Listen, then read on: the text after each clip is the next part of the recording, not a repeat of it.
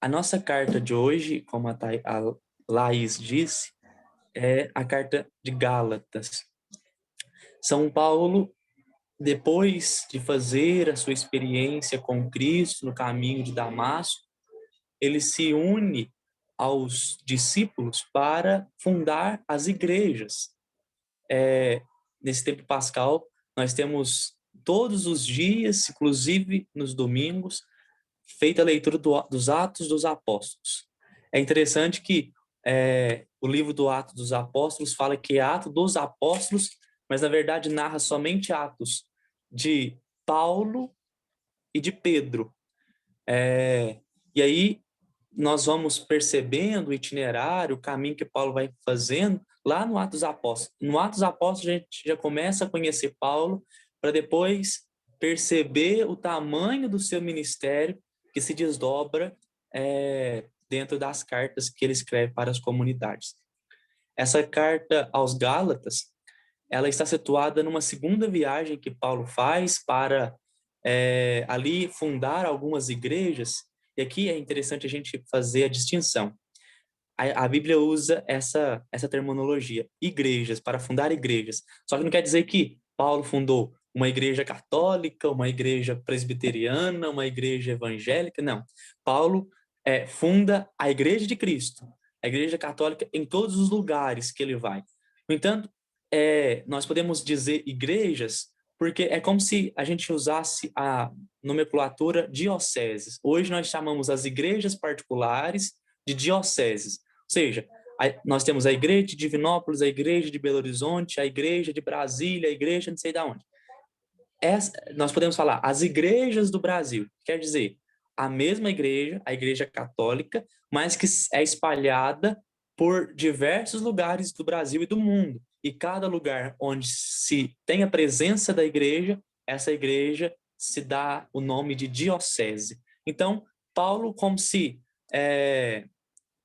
ele sai em missão, ele sai para poder fundar pequenos grupos, pequenas igrejas, pequenas dioceses. Não se usava essa nomenclatura de dioceses ainda, porque é uma nomenclatura própria do Império Romano. O Império Romano chama de diocese as províncias, os estados. Então, a igreja que sofreu muita influência do Império Romano, e o Império Romano que também sofreu influência da igreja, sobretudo depois da união da igreja com o império, começou a usar também esse jeito para chamar as igrejas. Então, cada igreja situada em cada lugar é uma diocese. Então, Paulo vai para a Galácia para ali constituir também a igreja que é corpo místico de Cristo.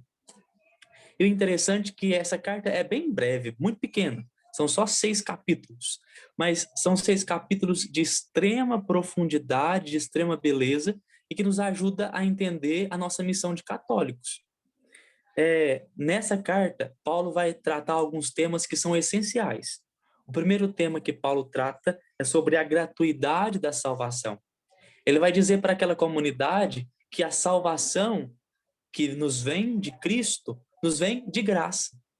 Por isso que Paulo vai dizer que só a graça basta a ele. Porque se ele recebeu de graça, e se ele recebeu a salvação de graça também ele precisa dar. De graça também ele precisa anunciar. De graça também outras pessoas precisam conhecer o evangelho de Cristo. E eu já disse isso em algumas vezes que a gente pôde partilhar, dizendo que toda carta que Paulo inicia, ele inicia dando saudando, né, a comunidade, e aqui nessa carta não é diferente. E o interessante é que em todo o primeiro capítulo da carta, Paulo saúda, mas ao mesmo tempo Paulo fala bem dele mesmo. Mas por que Paulo fala bem dele mesmo? Tipo assim, parece um contra-testemunho. Como assim falar bem dele mesmo? Parece que ele é muito convencido. Mas, na verdade, esse falar bem dele mesmo significa assim, presta atenção nisso, gente. Paulo, antes de se tornar cristão, ele era perseguidor de cristãos. Então, ele matava cristão.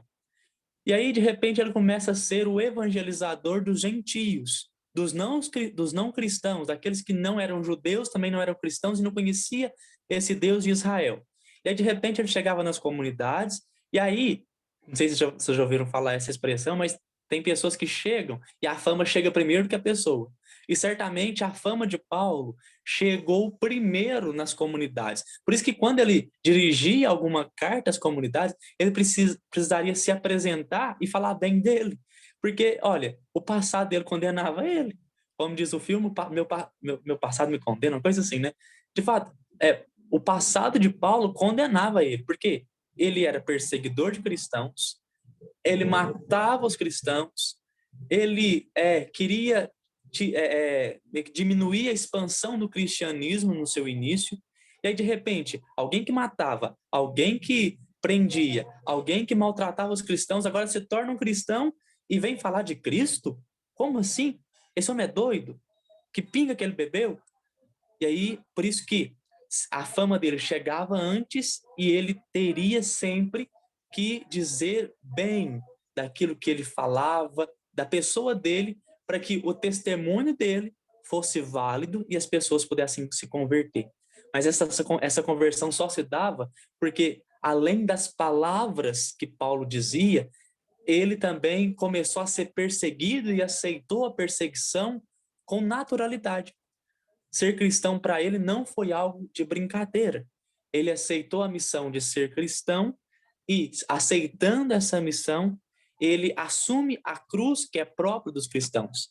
Já disse também, numa outra oportunidade, que a centralidade do evangelho de Paulo, das cartas de Paulo, é a cruz de Cristo. Então, se a cruz de Cristo é quem impulsiona o ministério de Paulo, essa cruz precisa também ser assumida por ele. Não pode ser somente pela fala, eu tenho o dom de falar bonitinho, vou falar de Cristo, mas eu não vou assumir a cruz de Cristo. Não.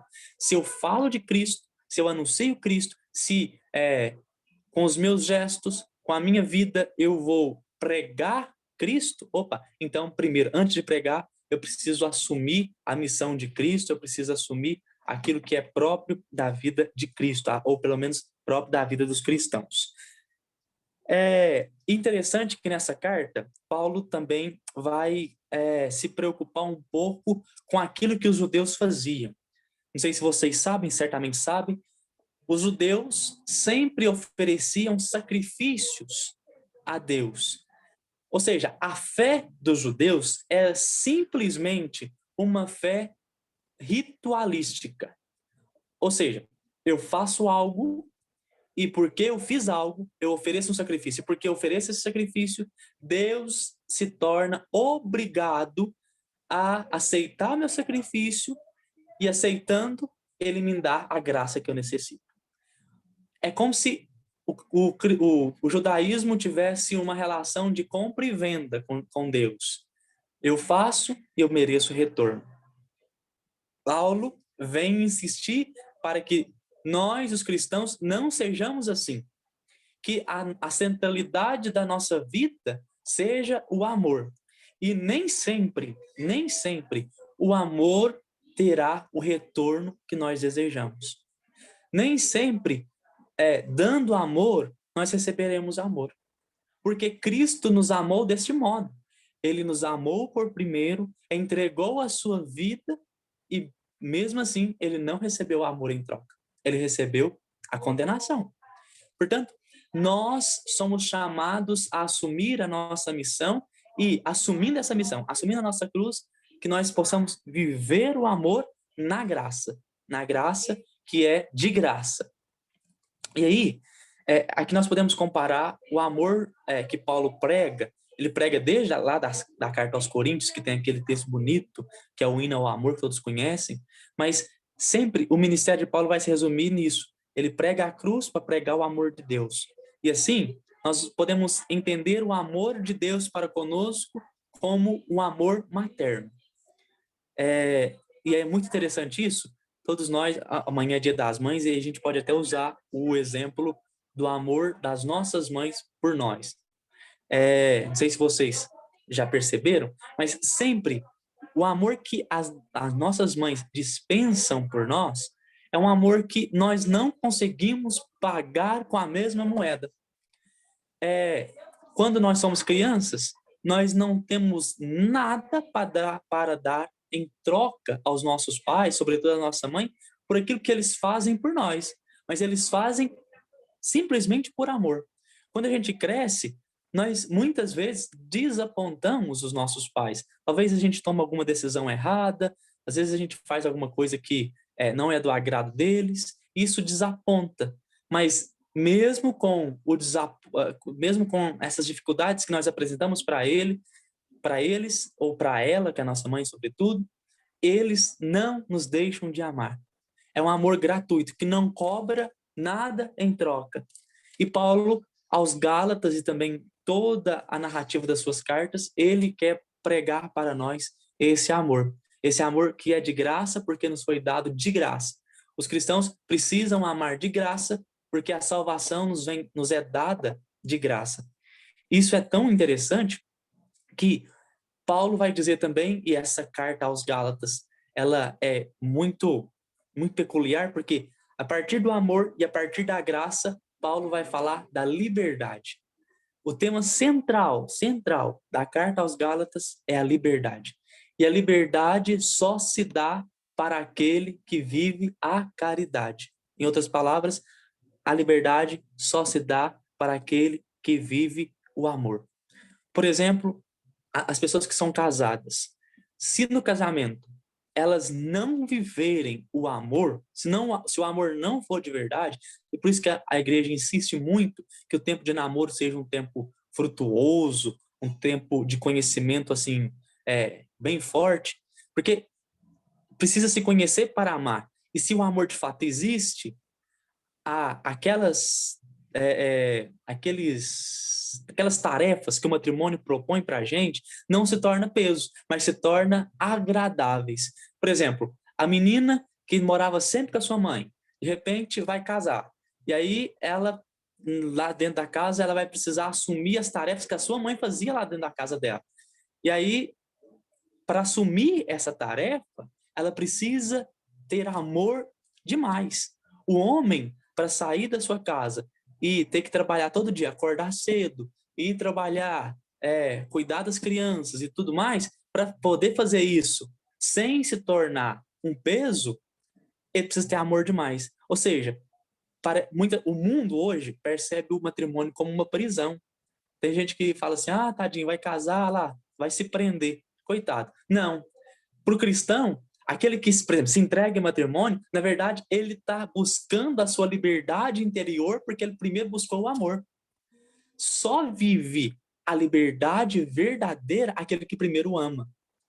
É igual aqueles que se entregam à vida aqueles que se entregam à vida ministerial, sacerdócio, à vida consagrada. Como pode uma mulher se entregar à vida consagrada e viver a vida inteira sem poder ter filhos ali dentro de um convento? Como que pode? Opa, ela primeiro amou e agora ela vai viver a liberdade que é própria do amor. E aí nós podemos olhar para a gente, nós somos cristãos, e pensar assim, nossa, a nossa vida de cristãos é muito cheia de mandamentos, é muito cheia de leis, é muito cheia de mimimis.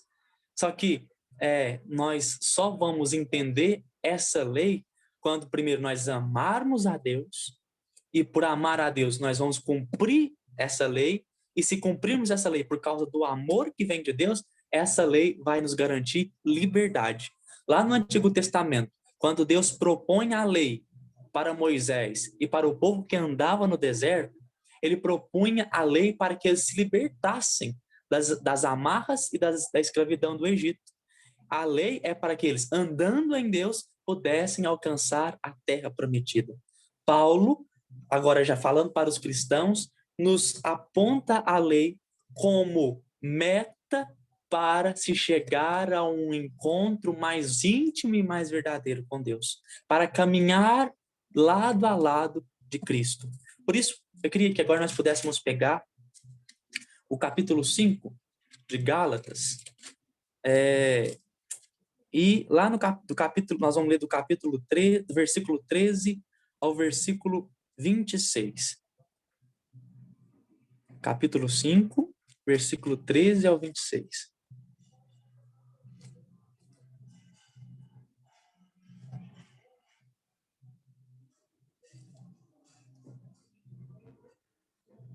Todo mundo achou aí? Quem tiver com a Bíblia. Lá diz assim: sim, irmãos, fostes chamados para a liberdade.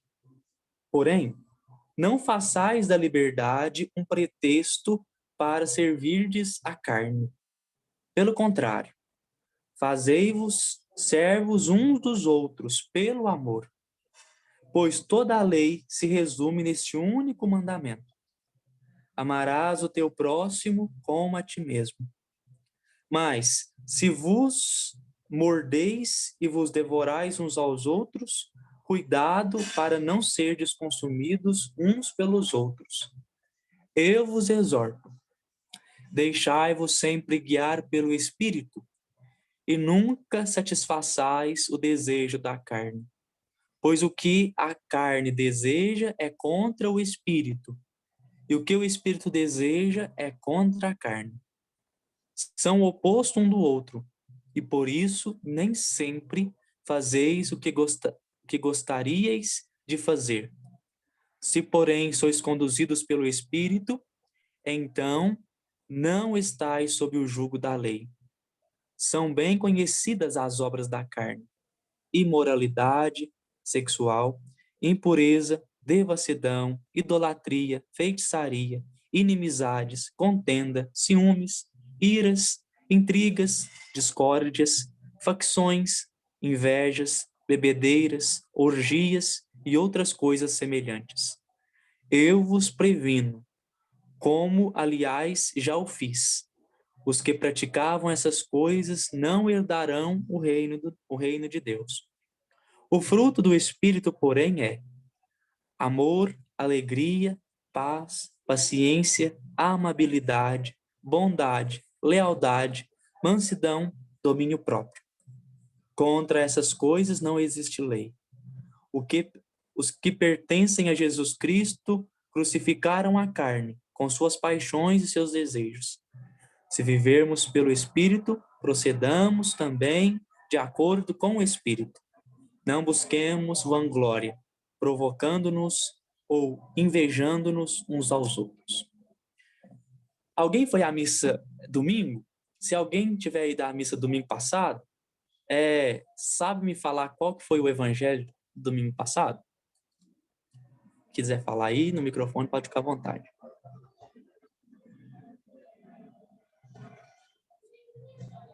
Lembram, não? Teve o da videira, não sei se foi o passado. Foi, né? Da Foi. videira verdadeira. Uhum, Pinheira. isso.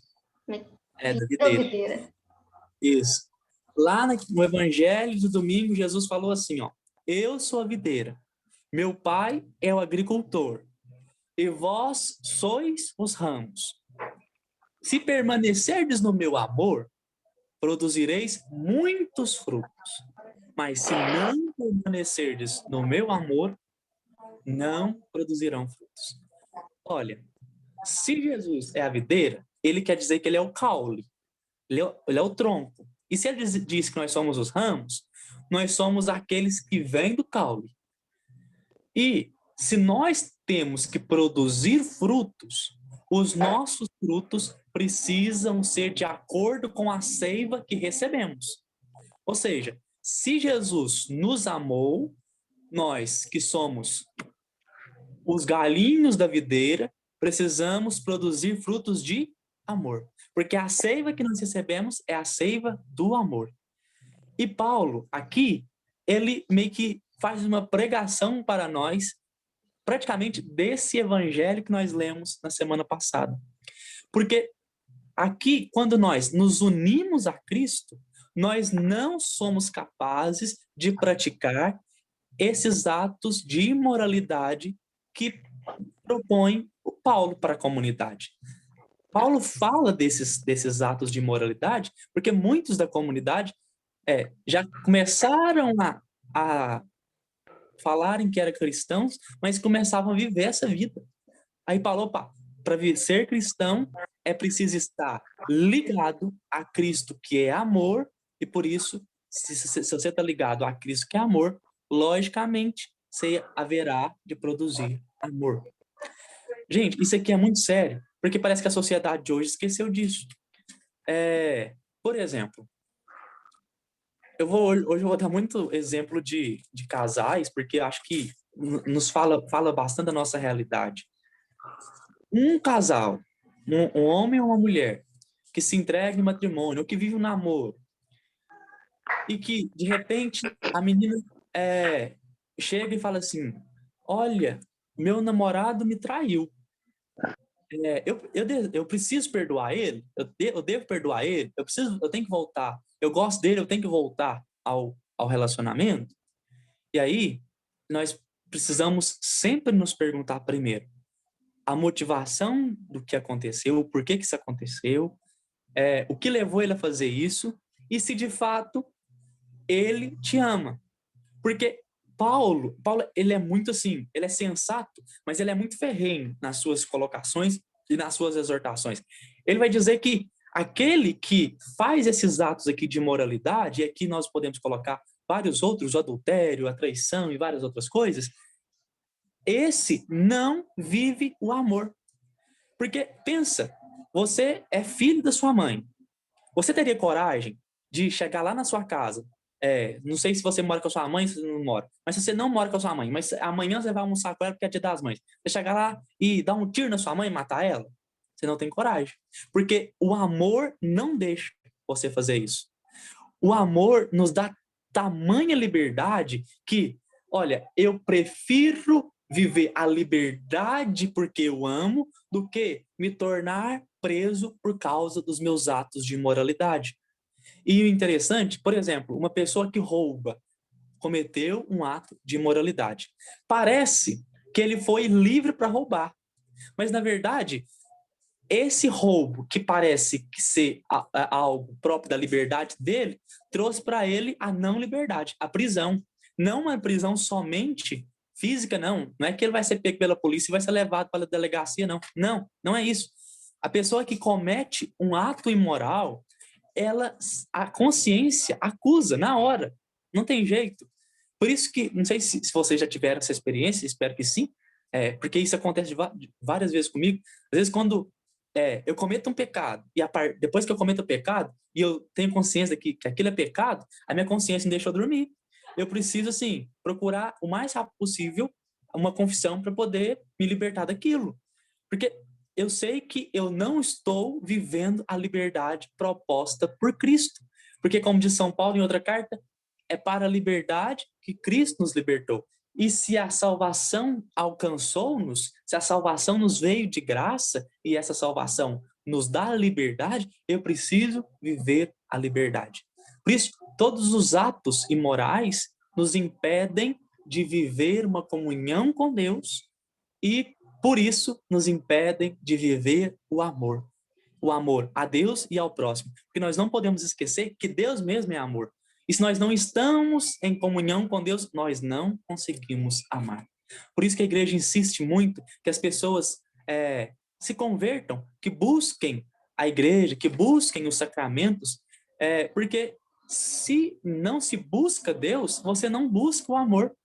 Até mesmo para você lidar com as pessoas, lidar com seu marido, com a sua esposa, para você lidar bem com ele ou com ela, você precisa estar bem com Deus. Por isso que o mandamento maior é: amai-vos uns aos outros, como eu os amei.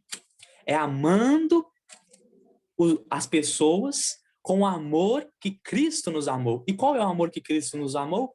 O amor doação, o amor que se entrega, o amor que não mede consequências. E esse amor exige de nós renúncias, exige de nós mudança de vida, mudança de comportamento. Mas o interessante é que nesse texto que nós acabamos de ler, Paulo primeiro apresenta esses atos imorais. Depois ele apresenta aquilo que são frutos do Espírito Santo. E aqui não são os dons, né? Os dons são 7. Os frutos do Espírito Santo são 9. E olha, é interessante que depois de escutarmos o Evangelho da Videira, na semana passada, e agora, nos preparando já para celebrar Pentecostes, nós tomemos consciência dos frutos do Espírito. E um dia nós recebemos o Espírito, no batismo. Pelo batismo foi conferido a nós o Espírito Santo. Nós somos chamados a viver estes frutos do Espírito Santo e semear esses frutos no mundo. E quais são eles? Amor, alegria, paz, paciência, amabilidade, bondade, lealdade, mansidão, domínio próprio. Vou repetir. Amor, alegria, paz, paciência, amabilidade, bondade, lealdade, mansidão, domínio próprio. O primeiro dom apresentado por Paulo é o amor. Por que é o amor? Porque pela vivência do amor, eu vou abrir portas para viver as outras coisas. Uma pessoa que pensa você, não sei se você já passou por um processo de paixão, quando você está apaixonadinho, eu encontrei a pessoa da minha vida, estou apaixonado por ela. Quando você vê ela, o que causa em você? Alegria. Na hora, você não dá conta de esconder os dentes. Aquela pessoa te faz abrir os dentes até perto da orelha, porque aquela pessoa, pelo sentimento que você está construindo por ela, te causa alegria. Quando você abraça aquela pessoa, aquele abraço te traz o quê? Te traz paz. Quando você está com aquela pessoa, mesmo com os tamanhos problemas do dia, do mundo, da realidade, aquela pessoa te passa um pouco assim, você fica paciente, você fica uma pessoa serena, tranquila, porque aí aquela pessoa vai te dando amor, alegria, paz, paciência, e aí, porque você está junto daquela pessoa, você vai viver a amabilidade, você vai se sentir amada ou amado e vai amar aquela pessoa. E porque você ama, você também vai ser bom, você vai fazer algo de bom para aquela pessoa. E porque você ama, você vai conseguir ser fiel, vai conseguir ser leal, você vai conseguir vencer os desafios de encantos de outras pessoas para ser leal e amar somente aquela pessoa. Depois, mesmo com os percalços da vida, você conseguirá ser mansa, ser tranquila, entender, compreender, às vezes, as dificuldades do outro, porque mais do que enxergar aquelas dificuldades no outro, você enxerga o amor que você tem pelo outro. E, por último, você vai conseguir ter domínio próprio. Lidar com as pessoas não é fácil. Às vezes, tem dia que algumas pessoas vêm para poder querer conversar, e aí eu fico muito nervoso com algumas situações, dá vontade de sair da estribeira, de xingar, de falar, olha, mas eu já te falei 10 vezes que você está no caminho errado e a pessoa não emenda, dá vontade de falar assim, não volta aqui mais não, mas eu preciso ter domínio próprio. Assim também é com o marido, a mulher, com o irmão, com a irmã, com o pai, com a mãe, é preciso ter domínio próprio. Se a mãe não tiver domínio próprio com os filhos, na hora que o filho ou a filha faz alguma coisa que ali desagrada, vai querer pegar a chinela e cortar no couro. E às vezes até passar os extremos. Mas se você consegue viver em primeira instância o amor, aí as outras coisas vêm de acréscimo. Nessa semana, eu conversei com um padre lá que eu trabalho, e a gente estava conversando sobre essa carta aos Gálatas, e aí eu disse para ele que a gente precisaria viver mais esses dons do Espírito, mais esses frutos do Espírito, para que a nossa igreja seja mais acolhedora. Aqui eu estou falando em nível de igreja, mas talvez na sua casa, na sua família, precisa de vocês viver um pouco mais esses frutos do Espírito para que a sua família saiba se acolher melhor. Nós precisamos nos acolher internamente. Talvez, que aí o padre deu até essa sugestão. Lá na casa paroquial, nós temos um galão de água, né? Para poder beber água. Nós pegamos esses negocinhos, os frutos do Espírito Santo, a gente colocou numa folha Chamex grande, imprimiu no computador, lá, os nove frutos do Espírito Santo. E aí a gente colou lá no bebedouro. Na hora que a gente vai para beber água, aí ele fala assim, enquanto você está dando a golada, você vai lendo aquilo ali. Dizendo para você ter certeza que você precisa viver aquilo. Você tem que internalizar aquilo, para o seu interior entender o que você precisa viver, para que depois de internalizar, você viva na verdade. Talvez essa também seja uma boa proposta para vocês. Pegue esses dons do Espírito, esses frutos do Espírito, cola lá no filtro da sua casa. Toda vez que você for lá para beber água, se você gosta de água gelada, você cola na porta da geladeira. Mas nesse frio, ninguém tá querendo água gelada, né? Mas se você... inclusive, se você não tem hábito de beber água, pelo menos tendo papel lá, você vai lembrar que tem que beber água. Aí você vai lá, cola no filtro e bebe água, lendo aqueles 9 frutos do Espírito Santo, entendendo que você precisa viver aquilo. Aquilo também é sua missão. Paulo, ele prega a partir daquilo que ele vive. E nós precisamos aprender com Paulo. Nós só podemos pregar alguma coisa depois que nós vivemos alguma coisa. Hoje nós temos, desculpa falar isso, mas eu vou ter que falar. Hoje nós temos na igreja muita modinha. Nós temos na igreja a modinha de gente que, o padre tem que usar só batina. A freira tem que usar só hábito. As meninas têm que usar só saia. Para você ser católico, você tem que usar uma correntinha de Nossa Senhora. Isso é bonito? É muito bonito. É muito bom. Mas aquilo tem que ser muito bom para expressar o que você vive internamente. Porque tem muita gente que é católico hoje por causa da moda de ser católico. Tem as grifes católicas. Eu acho que isso é quase que um horror. Estava até dizendo isso para um padre amigo meu hoje. Isso é um horror.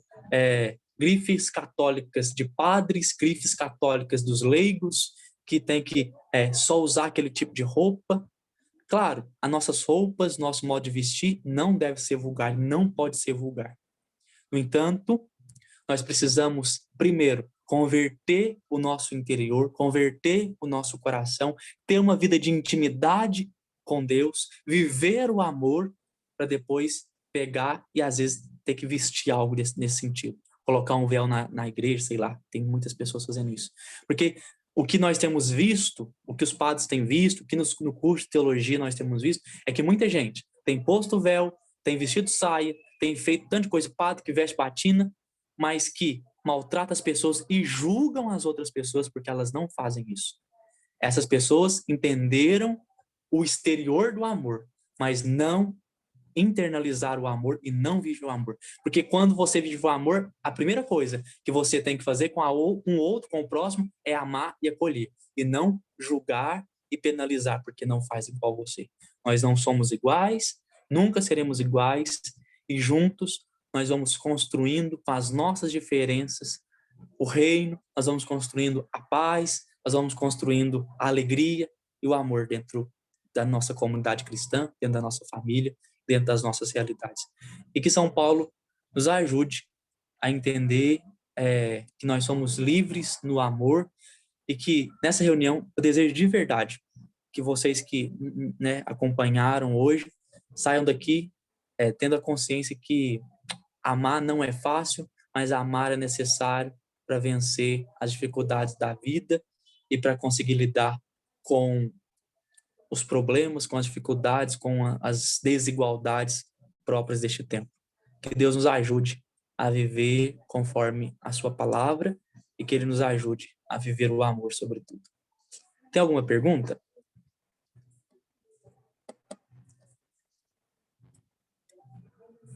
Vocês não entenderam alguma coisa?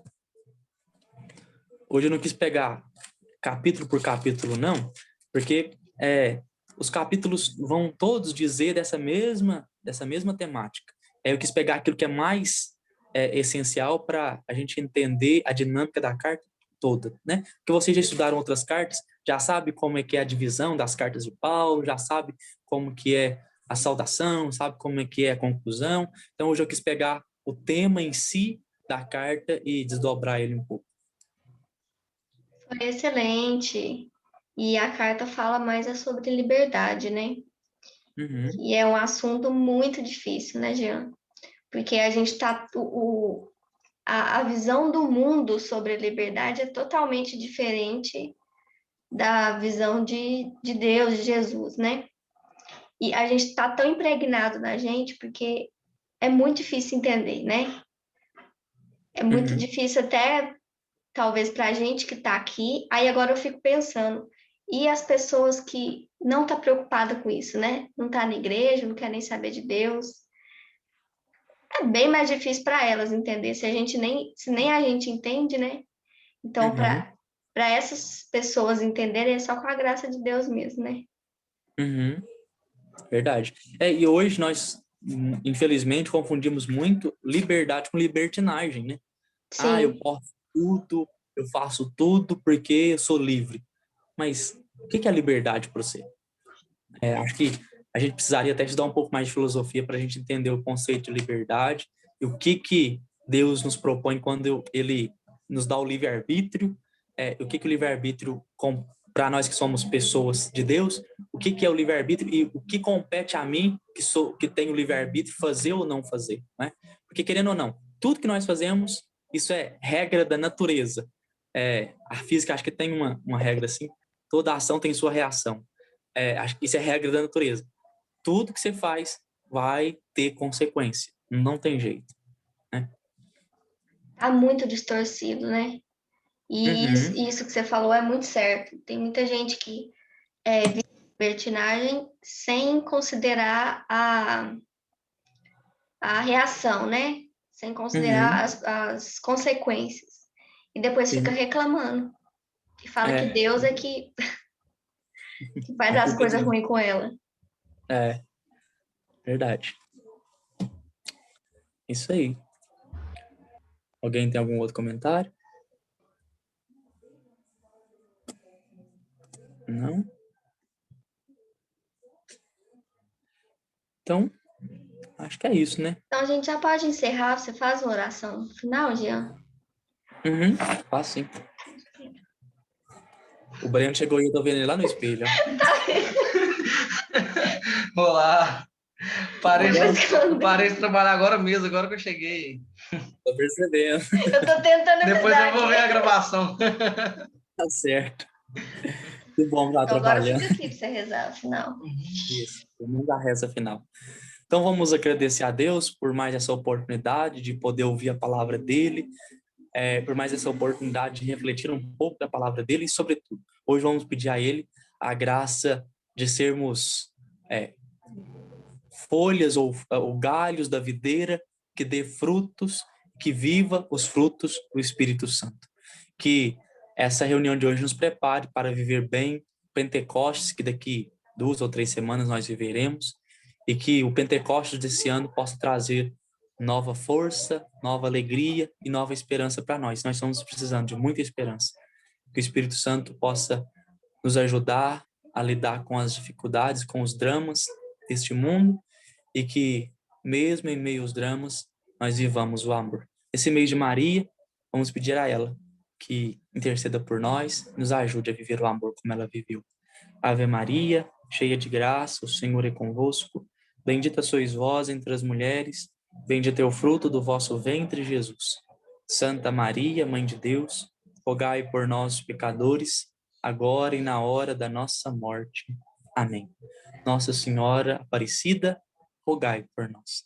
Em nome do Pai, do Filho, do Espírito Santo. Amém.